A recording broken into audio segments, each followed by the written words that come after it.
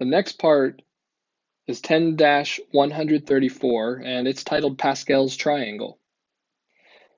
So the little passage on the left here reads, the triangle listed at right is called Pascal's triangle. How is it related to the combinations chart from the previous problem?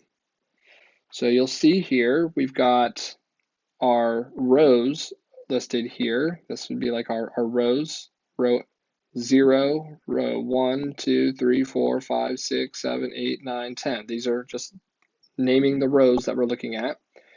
And the actual table now, right, instead of it being kind of in a rectangular shape, now it's listed out as a triangle. So you'll still see here, though, in row 0, right, in row 0, we still have just that 1. In row 1, we still have just the 1, 1. And if we flip back there, right, if you look at your, so we had just the 1, and then row 1, we had 1, 1. So hopefully you're seeing here that this is just all the same values just listed out, just in a triangular form here. Now this is really, I mean, it's very important here for what we're going to be doing in the rest of this lesson and in the next lesson as you finish out the chapter. Okay, so let's just look here. When it's asking us here, how are they related here? It's the same values, right? It's the same values in each row n.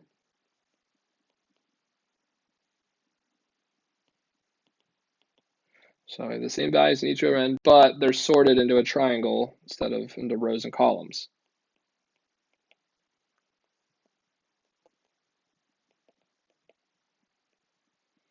Here's the shape.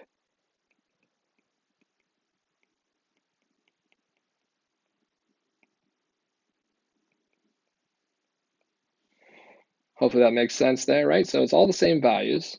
Now they want us to finish filling in rows 7 through 10 of the triangle. Okay, so this is where we kind of have to start to look at it and figure out, well, you know, how are we getting these numbers? We don't want to have to take it and type it into the calculator each and every single time. So hopefully you started to see some patterns here, and we'll write down a lot of these patterns here in just a moment, but we'll talk about them here first. Like you notice, every single one of the rows, right, they all start with 1. They all end with 1 as well, right? So they all start and end with the value of 1. So actually, maybe we'll just write them down now so we don't have to go back and do it. So all rows start and end with the value 1. Okay, so let's look here now. You know, we had that first row was just 1. We had our second row was 1, 1, and then we have the third row was 1, 2, 1. And we figured out how to find that value of 2 using our combinations and things there. But if you notice here, right, remember our second column there that went down, it looked like everything went, right, 1, 2, 3, 4, 5, 6, 7, 8. Well, here's where that is in Pascal's triangle here, right? It's going this way. But you also see it going this way. Okay, so you can see that pattern. That's that row and the column showing up from the other table there. Okay, so that's something that's important to kind of note there. Now let's go back here. I'm going to just kind of erase those off of there. Let's figure out another way here to start kind of calculating some of these values. Like we know this one's 1, 3, 3, 1. And if some of you have already figured out, that's great. You know, if you've already seen some of the stuff that's going on, I know that you may have seen this in past math classes here. But when we look here, I have in my second row, I have 1 and I have 1. If I take 1 plus 1 and I add it, you'll notice I get 2. Okay, so if I take any two values here and I add them together, the two that are, you know, next to each other, like for instance here, if I do 1 plus 2, notice I get 3. And what's the number that is written beneath there? 3. If I do up here 2 plus 1, I get 3. And obviously I have just 1s on the outside there. So that's how I end up with 1, 3, 3, 1 in that next row. Well, this still holds true as we continue on down, right? So as we look at the fourth row, right, row, this 4 here, we know it's going to start with 1. The second number we're going to get from doing 1 plus 3 equals 4.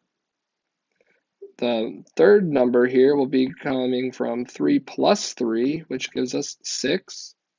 And then we've got 3 plus 1 gives us 4. And then we're going to end with 1. So now we end up with 1, 4, 6, 4, 1. And this continues on, right, as you go down. I'm not going to go through and do every single one of those ones there.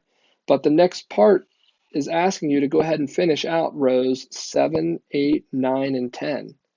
So if you see that pattern, go ahead there, and I would like for you to fill those out. And you can use this as a reference page for tomorrow's lesson when you start to do some problems with a lot of terms in them. All right, I'm going to go ahead here and fill them out so you can check them to make sure that they're correct. So for our 7th row, you should have 1, 7, 21, 35, 35, 21, 7, and 1.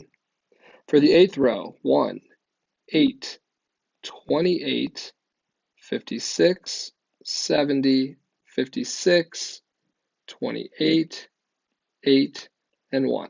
Now those ones match up with the table that you did on the previous page, but now you got a couple new ones.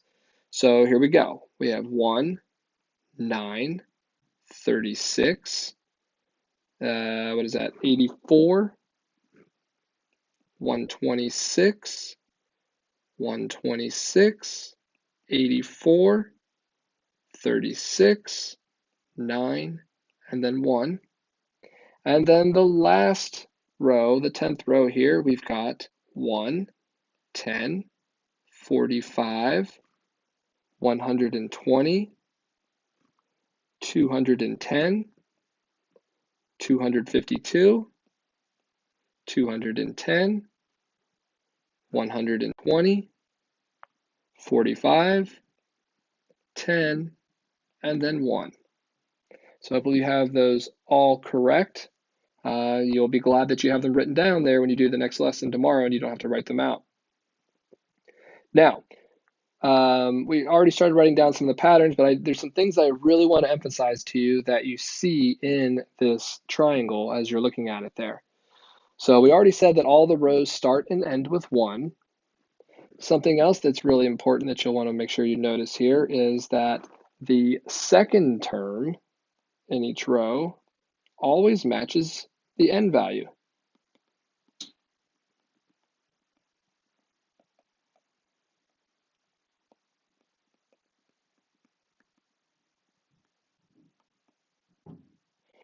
So for instance here, I'll do this with a pink highlighter so it stands out. So, row 0 is kind of an anomaly there, but this, if we had a second value, it would be like 0 out there. But if we have 1, right, the second term is 1. If we have 2, our second term is 2. Our third row, the second term is 3. Our fourth row, the second term is 4. Our fifth row, the second term is 5, and so on there. This is just to help you when you are asked to come up with some of these values on your own. You won't have to draw out the table to try to find them, okay? So that's just something that will make life a little bit easier. Row 5, this, we know it starts with 1, and we know the second term is 5, right? So we already have 2 out of the 6 values in there. We know it ends in 1, and then the next thing we're going to point out here is, hopefully we've picked up on this, right? If we look at any of these rows, they're all symmetrical, right? They start and end the same way. So all rows are symmetrical.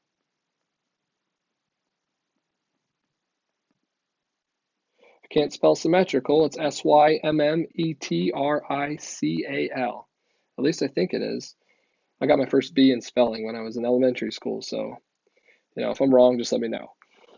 All right, so, and there is one more characteristic that's really important that we need to know here, okay? The next thing here is when we look at our different rows, okay, so this is row 0, and the number of terms you see in row 0 is 1.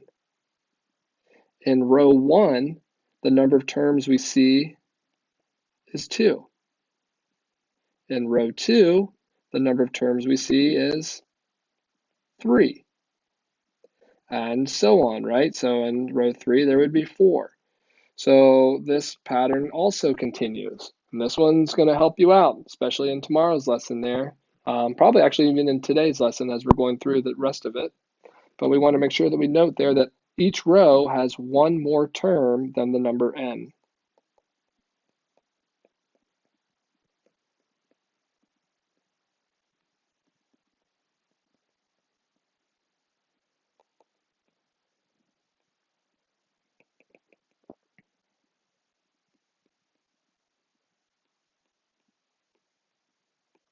So each row has one more term than its row number. So if it's row number 4, we know there's 5 terms. If it's row number 5, there's going to be 6 terms, and so on. All right, so hopefully you have this down, and let's get ready to do some problems.